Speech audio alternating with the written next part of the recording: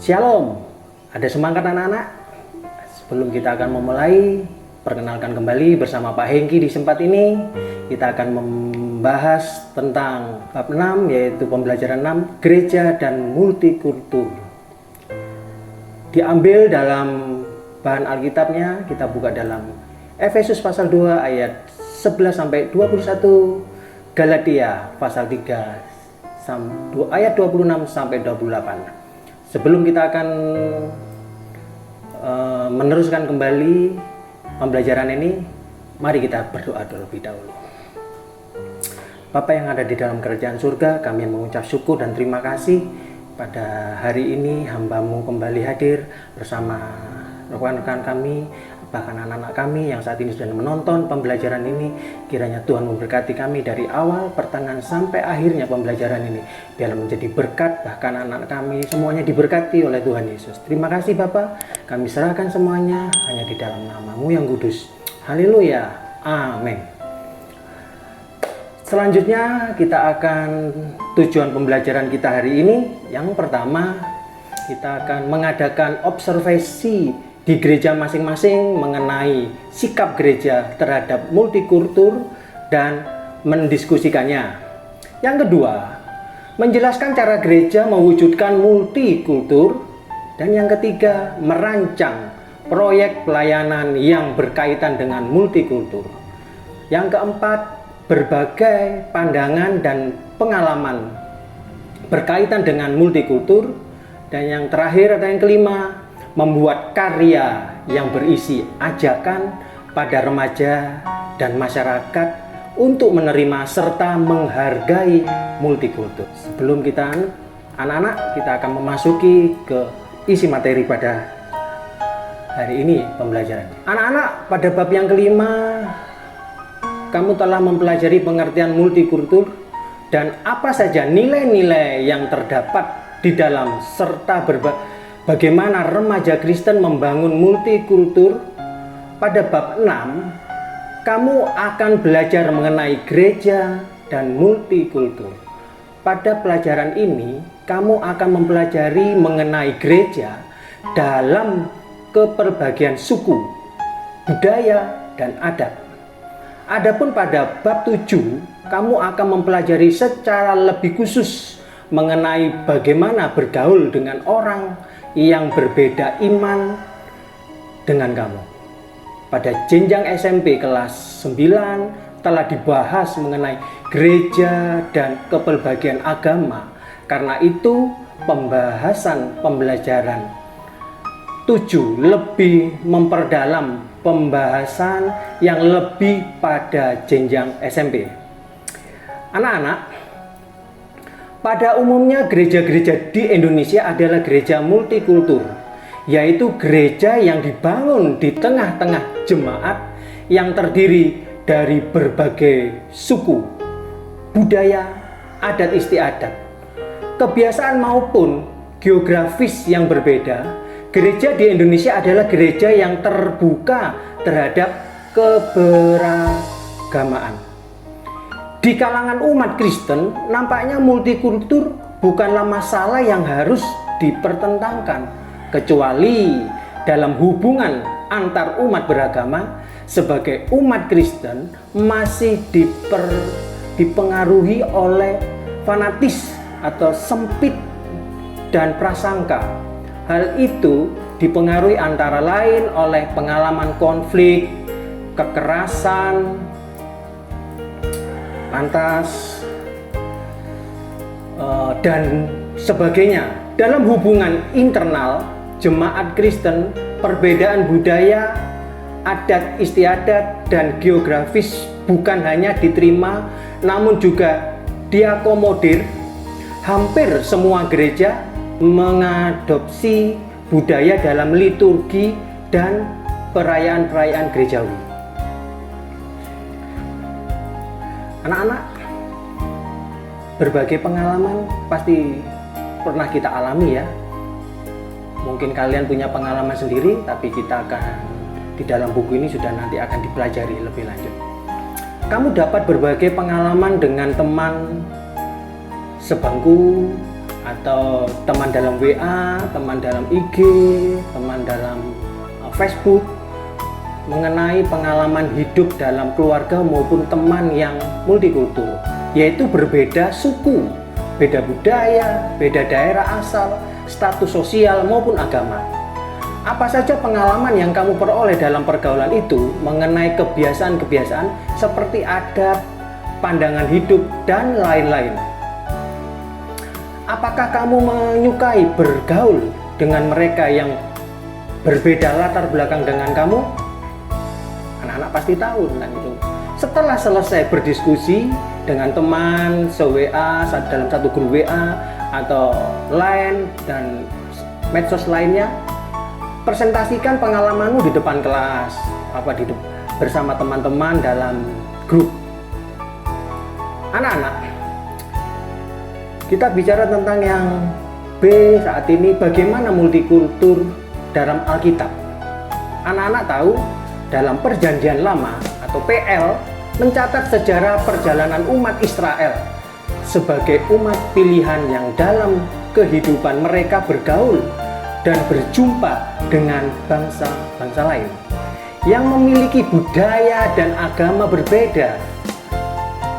Hal itu nampaknya dalam hubungan antara bangsa Israel dengan bangsa-bangsa yang ada di Kanaan, yang menimbulkan berbagai pengaruh. Bangsa Israel berhadapan dengan kemajemukan budaya bangsa di sekitarnya. Namun ketika bangsa Israel bersosialisasi dengan bangsa di sekeliling, mereka tidak selektif. Akibatnya, budaya-budaya bangsa sekitarnya yang negatif membawa bangsa Israel pada penyembahan berhala. Ingat ya anak-anak. Begitu pula di zaman Perjanjian Baru, melalui pengalaman dijajah oleh bangsa lain, Israel pun harus bergaul dan hidup bersama bangsa-bangsa lain. Misalnya bangsa Persia, bangsa Yunani, bangsa Romawi. Pada zaman Tuhan Yesus, dia membawa pemikiran baru tentang pentingnya inklusif. Yesus tidak menutup diri dari kemajemukan kebudayaan. Yesus tidak memandang latar belakang budaya, suku maupun ras. Ia berkenan menerima semua dalam pergaulan multikultur. Ketika seorang perempuan Kanaan hendak meminta tolong, itu ada di dalam Matius pasal 15 ayat 21 sampai 28 anak-anak ya. Dan seorang perwira Roma meminta kesembuhan, itu terambil ada di dalam Lukas pasal 7 ayat 1 sampai 10. Yesus menjawab akan kebutuhan mereka dan menolong mereka, menunjukkan bahwa Yesus sendiri menghargai keberagaman dan perbedaan budaya. Anak-anak, dalam Alkitab Kisah Para Rasul 2 ayat 41 sampai 47, orang-orang yang berasal dari berbagai daerah dan budaya yang berbeda mendengarkan khotbah Petrus. Pada waktu itu ada kira-kira 3.000 orang bertobat. Bayangkan 3.000 orang bertobat, serta menjadi model gereja pertama. Dalam perkembangan selanjutnya, perbedaan bangsa dan budaya itu menyebabkan perselisihan, yaitu antara jemaat yang berbudaya Yunani dan Yahudi. Perbedaannya, ya, ini ingat perbedaannya, budaya antara Yahudi dan Yunani itu menimbulkan banyak persoalan dalam beberapa jemaat, seperti di Roma, Korintus, yang menimbulkan perpecahan dan perselisihan mengenai kebiasaan-kebiasaan jemaat. Itu ada di dalam 1 Korintus pasal 11. Nanti anak-anak bisa baca. Namun Paulus menegaskan bahwa sekarang tidak ada lagi orang Yunani atau orang Yahudi. Tidak ada orang bersunat maupun tidak bersunat. Tidak ada budak atau orang merdeka. Semua orang sama di hadapan Allah. Semua menjadi satu jemaat di mana kepalanya adalah Yesus Kristus. Anak-anak semuanya, Hope atau Anthony menulis bahwa Alkitab ditandai oleh kemajemukan atau keanekaragaman budaya dan agama. Dalam arti ini pendidikan Kristiani ya, yang kontekstualnya di tahun 2010 saat Abraham dipanggil di tanah Haran, masyarakat amat beragam dan tiap suku memiliki pemahaman terhadap Allahnya sendiri. Demikian pula di tanah Kanaan di mana Abraham dan Sarah hidup sebagai pendatang. Menurut Hope, di tanah Kanaan setiap suku memiliki pandangannya sendiri terhadap yang ilahi. Di tengah situasi seperti itulah Abraham dan Sarah serta bangsa Israel membangun kepercayaan terhadap Allah yang mereka sembah. Ya pasti Tuhan lah yang kita sembah. Dalam konteks tersebut, Yesus juga ditandai oleh keberagaman. Yesus tumbuh dalam tradisi iman komunitasnya, dalam tradisi agama Yahudi. Yesus tumbuh dalam tradisi iman komunitasnya, ya, di dalam seperti agama Yahudi sendiri. Di zaman setelah Yesus kekristenan tumbuh dan berakar dalam budaya Yahudi dan Yunani Helenis. Ya. Jadi anak-anak begini, pemaparan tersebut telah memberikan gambaran bahwa multikultur bukan merupakan kenyataan abad kini atau baru ada di zaman kini. Multikultur adalah kenyataan yang sudah ada sejak dulu. Allah itu menciptakan manusia dalam keberagaman dan menganugerahkan hikmat, kemampuan untuk saling beradaptasi, membangun kehidupan. Anak-anak, kita akan masuki tentang diskusi, ya. Anak-anak harus tahu paparan apa yang sudah Bapak Hengki sampaikan. Jadi atas nanti kita mulai macam-macam. Berdasarkan pemaparan di atas ya, ada beberapa bagian Alkitab yang telah dipilih untuk kamu baca dan dalami. Kemudian tulis pendapat kamu berkaitan dengan bagian Alkitab itu. Kamu dapat membahas bersama teman-teman dalam grup, dalam WA, Line, IG atau apapun ya, dalam medsos atau dalam kelompok yang lebih besar. Kemudian tulis pendapat pribadi kamu dan kumpulkan untuk dinilai oleh guru masing-masing ya. Kita lihat dulu di apa bahan-bahannya yang harus kalian pakai. Kita buka Alkitabnya di dalam Efesus pasal 2 ayat 11 sampai 21, di dalam Galatia 3 ayat 26 sampai 28, di Kisah Para Rasul 2 ayat 1 sampai 13. Anak-anak, kita lanjutkan kembali tentang pembahasan yang C, yaitu tentang gereja Kristen di Indonesia adalah gereja multikultur ya. Konsep masyarakat multikultur dan multikultur secara subjektif tidaklah terlalu baru di Indonesia. Jejaknya dapat ditemukan di Indonesia melalui prinsip negara berbineka tunggal ika yang mencerminkan bahwa Indonesia adalah masyarakat multikultur tetapi masih terintegrasi dalam persatuan ya, dalam wadah persatuan. Bagi gereja-gereja di barat, multikultur harus melalui perjuangan berat karena masyarakat berat pada mulanya adalah masyarakat monokultur. Mereka memiliki budaya yang mirip atau dapat dikatakan sama. Di sisi lain, era kolonial menyebabkan bangsa-bangsa barat bersikap eksklusif terhadap budaya, adat istiadat, bahkan kekuasaan. Akibatnya bangsa-bangsa di luar mereka itu dipandang rendah. Pemahaman seperti itu turut mempengaruhi kondisi gereja. ketika agama Kristen dan Katolik disiarkan di Indonesia, segala hal yang berkaitan dengan budaya setempat dipandang kafir atau rendah.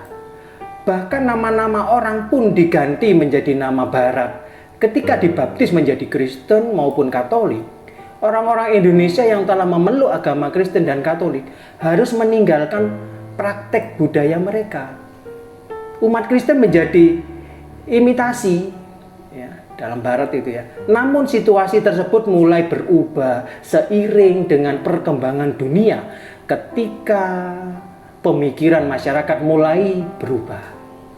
Umumnya orang mulai menyadari pentingnya membangun iman di tengah kualitas budaya setempat.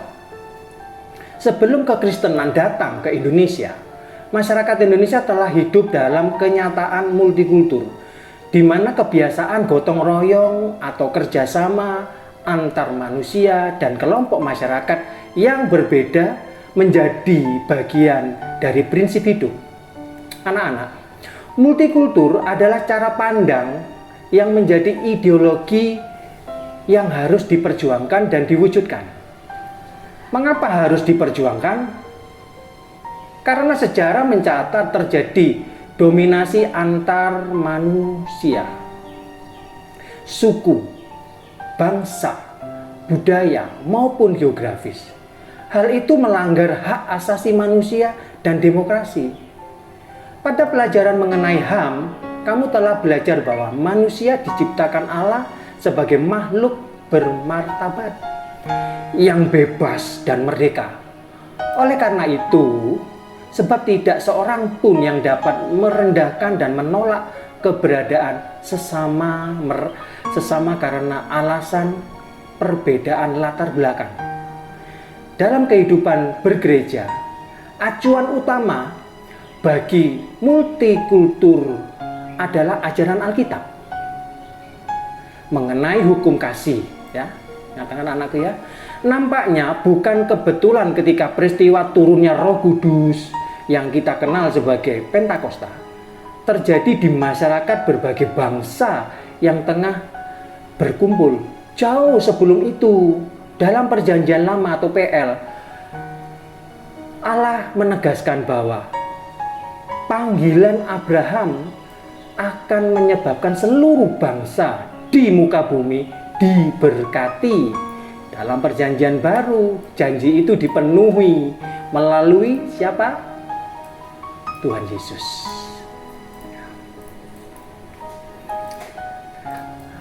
Oke anak-anak, bangsa Indonesia adalah bangsa yang multikultur. Demikian pula gereja-gereja di Indonesia. Umumnya itu dibangun berdasarkan latar belakang suku, budaya, dan geografis yang berbeda-beda. Berikut ini merupakan fakta bahwa gereja-gereja di Indonesia itu mewujudkan multikultur. Meskipun masih banyak tantangan yang harus dihadapi seperti berikut. Ya. Yang pertama, anak-anak pasti tahu, gereja-gereja di Indonesia itu memiliki anggota yang terbuka dari segi suku, budaya, bahasa, daerah asal maupun kebangsaan. Yang kedua, gereja-gereja di Indonesia juga mengadopsi beberapa unsur budaya lokal yang dimasukkan ke dalam liturgi ibadah. Mulai dari lagu, musik, ataupun berbagai kebiasaan dalam prinsip hidup lokal dapat diadaptasi dalam rangka memperkaya pemahaman iman Kristen. Misalnya, mengenai persaudaraan yang rukun dalam budaya masyarakat yang dapat dikembangkan dalam rangka membangun kebersamaan jemaat sebagaimana ditulis dalam Alkitab Kisah Para Rasul ya. Yang ketiga, anak-anak semua, berbagai pelayanan gereja ditujukan bagi masyarakat secara umum tanpa memandang daerah asal. Misalnya apa? Budaya, adat istiadat, kelas sosial, dan agama. Tingkat kesadaran gereja dalam partisipasi di tengah masyarakat cukup signifikan. Yang keempat, banyak gereja yang kini melakukan studi-studi kebudayaan untuk menggali kembali unsur-unsur budaya yang terancam hilang dari masyarakatnya. Misalnya ya, di Provinsi NTT ada sebuah lembaga yang bekerja sama dengan gereja melakukan penerjemahan Alkitab ke dalam bahasa-bahasa daerah di hampir seluruh daerah yang ada di NTT.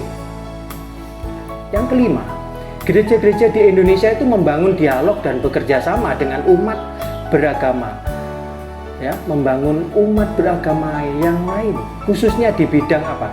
Kemanusiaan, keadilan, ada tim advokasi hukum, ada pelayanan kesehatan yang memberikan pelayanan bagi semua orang tanpa memandang perbedaan latar belakang budaya, agama, kebangsaan maupun kelas sosial. Kita menginjak yang gede ya anak-anak ya, anak-anak semuanya. Kita membahas tentang merancang proyek multikultur. Kamu telah mempelajari mengenai gereja-gereja di Indonesia yang multikultur. Sekarang coba sebutkan gereja asal kamu dan orang tua kamu. Apa saja kebiasaan yang terpelihara di gereja masing-masing? Misalnya di persekutuan remaja dan pemuda. Selanjutnya, apakah kegiatan lainnya selain ibadah? Kamu diminta untuk merancang sebuah kegiatan yang menjangkau multikultur. Kamu dan teman-teman dapat merancang berbagai kegiatan melalui dalam bentuk ibadah yang maksudnya begini, dalam bentuk ibadah yang mengakomodir berbagai budaya, pelayanan bagi masyarakat umum tanpa memandang suku, budaya, agama, dan lain-lain. Minta bantuan guru untuk membimbing kamu dalam membuat rancangan kegiatan. Kemudian tulis keterangan kegiatan dalam bentuk kotak di bawah ini, lengkap dengan judul kegiatannya.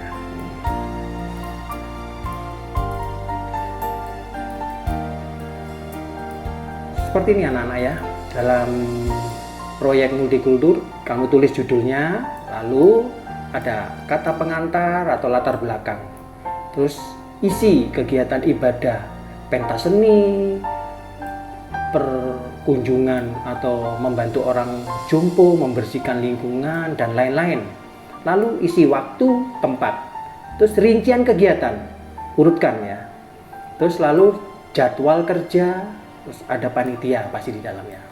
Seperti itu. Anak-anak, kerangka proyek di atas hanya berupa contoh. Kamu dapat mengubahnya sesuai dengan kebutuhan, situasi, dan kondisi. Buatlah proyek yang dapat dilaksanakan sebagai wujud kesadaran kamu terhadap multikultur. Usahakan kegiatanmu itu mempunyai dampak bagi orang lain yang berbeda latar belakang. Dengan demikian, kamu tidak hanya belajar multikultur sebagai bahan pelajaran, namun kamu juga mempraktekkannya. Yesus menjadikan multikultur sebagai wacana berjumpaan antara manusia yang dapat bergaul dan bekerja sama dalam kasih. Mengenai sikap Yesus, kita dapat mencatat beberapa pokok pikiran dari Hope Anthony dalam kaitannya dengan multikultur, antara lain. Anak-anak, yang pertama ya, ini yang pertama anak-anak. Kesetiaan Yesus ditunjukkan kepada Allah, bukan kepada lembaga maupun praktek agama yang sudah turun-temurun dilaksanakan. Konsekuensi dari sikap itu adalah ia mengasihi manusia tanpa kecuali. Kemanusiaan, keadilan, dan perdamaian amat penting baginya. Itulah cara Yesus memperlihatkan kesetiaannya kepada Allah. Sikap ini menyebabkan ia tidak disukai oleh kaum Farisi dan ahli Taurat yang begitu setia kepada lembaga agamanya melebihi Allah sendiri. Mereka mempraktekkan tradisi dan hukum agama secara apa? Turun-temurun. Namun lupa untuk mewujudkan hukum itu dalam kehidupan nyata sebagai umat Allah. Kritik-kritik Yesus amat keras. tidak ditunjukkan kepada mereka, ya. Sangat keras sekali kritik-kritik Tuhan Yesus itu.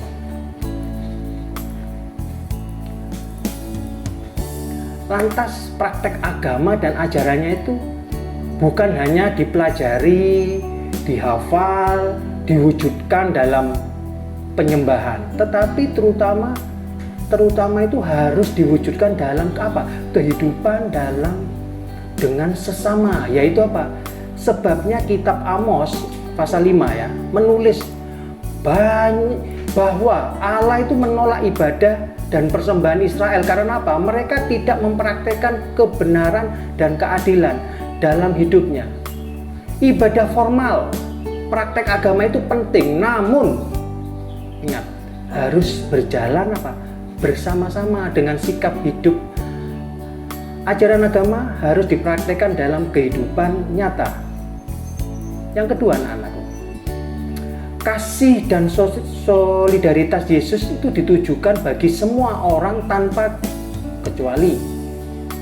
Orang dari berbagai suku, tradisi, budaya, bahkan yang tidak mengenal Allah yang disembahnya pun ditolong olehnya. Itulah wujud kesetiaan Yesus pada Allah.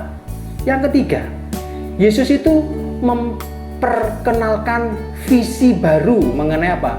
Komunitas baru di bawah pemerintahan Allah.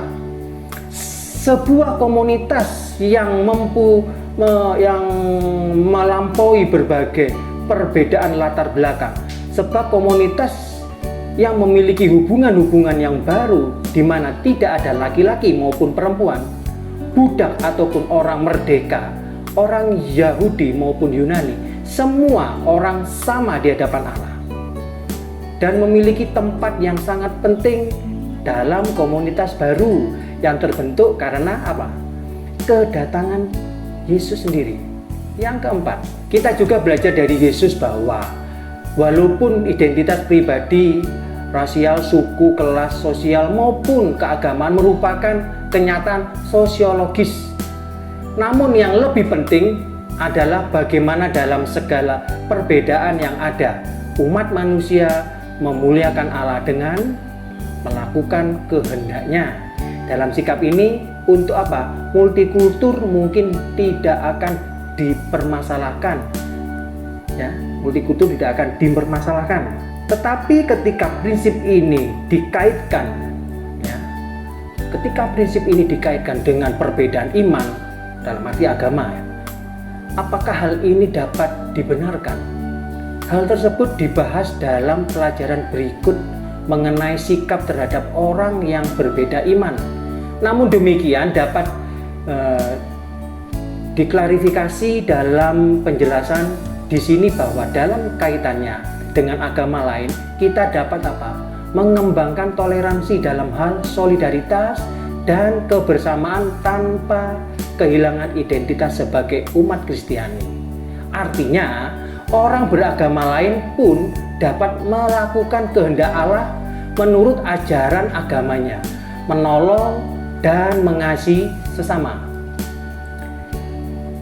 Yang kelima, melakukan kehendak Allah dapat dilakukan dalam kemitraan dengan orang lain, baik itu sesama orang Kristen maupun orang lain yang berbeda suku, bangsa, budaya, adat istiadat, ya, bahasa, ya, kebiasaan, status sosial maupun agama. Tidak ada seorang manusia pun yang mampu melakukan berbagai hal sendirian. Dalam segala aspek kehidupan kita membutuhkan orang lain untuk apa? Saling mengasihi dan saling membantu. Anak-anakku yang dikasihi Tuhan, kita sekarang menginjak materi berikutnya, yaitu beberapa tantangan yang dihadapi gereja dalam mewujudkan multikultur. Berikut tantangan yang sering dihadapi gereja dalam mewujudkan multikultur. Yang pertama, di kalangan gereja tertentu warisan kolonial yang bersifat anti budaya lokal masih mempengaruhi gereja dalam mewujudkan multikultur. Oleh karena itu, dibutuhkan waktu dan pencerahan untuk apa? Mengubah pola pikir atau pandangan gereja seperti itu.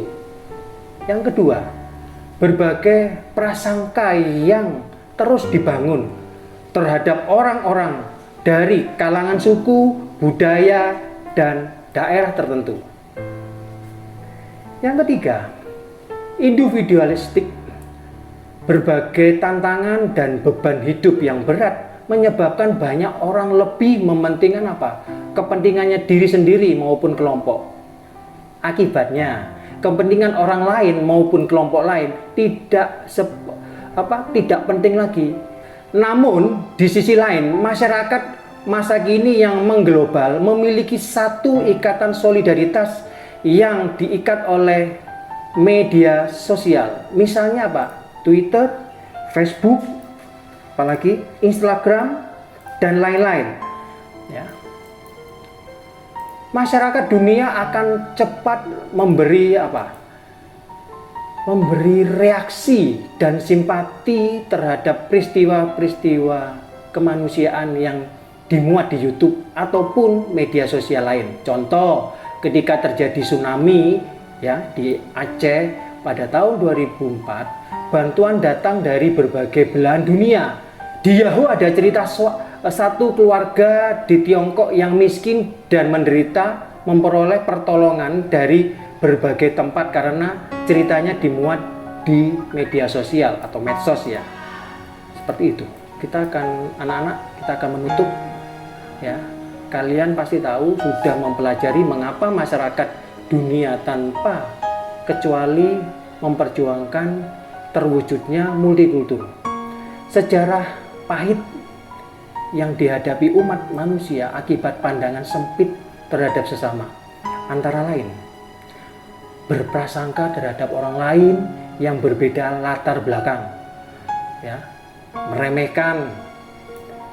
meremehkan keberadaan mereka, apalagi meremehkan kebangsaan, suku budaya, dan agama tertentu. Mengabaikan kemanusiaan dan keadilan telah menyebabkan banyak penderitaan bagi umat manusia. Oleh karena itu, sebagai remaja Kristen, kamu diminta untuk membuat slogan atau semboyan yang bertujuan mengajak remaja Indonesia untuk memperjuangkan serta mewujudkan multikultur. Kamu dapat memiliki misalnya begini, kamu dapat memilih untuk membuat slogan, puisi ataupun lagu dan lain-lain ya. Anak-anak, presentasikan slogan puisi kamu, lagu dan lain-lain ya yang kamu sudah buat itu di antara teman-teman sekelompok kamu, bisa di WA, bisa di Line, apapun ya, semuanya di sosial media.